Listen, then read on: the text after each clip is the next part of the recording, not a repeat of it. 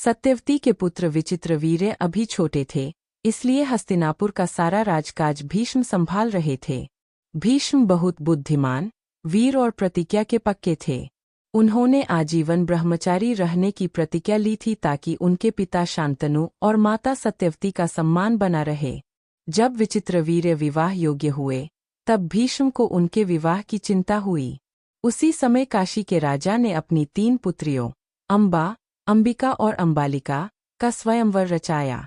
भीष्म ने सोचा कि ये तीनों राजकुमारियां उनके भाई के लिए उचित होंगी, इसलिए वे स्वयंवर में पहुंच गए।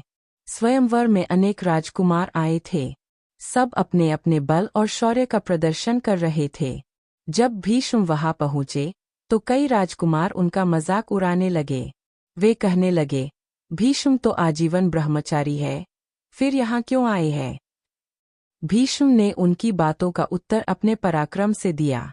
उन्होंने सभी राजकुमारों को पराजित किया और तीनों राजकुमारियों को अपने रथ में बिठाकर हस्तिनापुर ले आए। रास्ते में शाल्व नामक राजा ने उनका पीछा किया।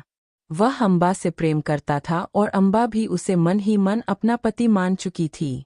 शाल्व और भीष्म के बीच घमासान युद्ध हुआ, लेकिन अंत में भीष्म विजयी हुए। फिर भी उन्होंने शाल्व को जीवित छोड़ दिया। हस्तिनापुर पहुंचने के बाद जब विवाह की तैयारी होने लगी, तब अंबा ने भीष्म से कहा, मैं मन ही मन शाल्व को अपना पति मान चुकी हूँ। मुझे उससे प्रेम है, आप मुझे उससे जाने दें। भीष्म ने अंबा की बात सुनी और उसकी इच्छा का सम्मान किया। उन्होंने अंबा को शाल्व के पास भेज दिया, लेकिन जब अंबा शाल्व के पास पहुंची तो उसने उसे स्वीकार करने से मना कर दिया। उसने कहा, तुम्हें भीष्म जीतकर ले गए थे, इसलिए अब मैं तुम्हें पत्नी के रूप में स्वीकार नहीं कर सकता। अंबा को बहुत दुख हुआ।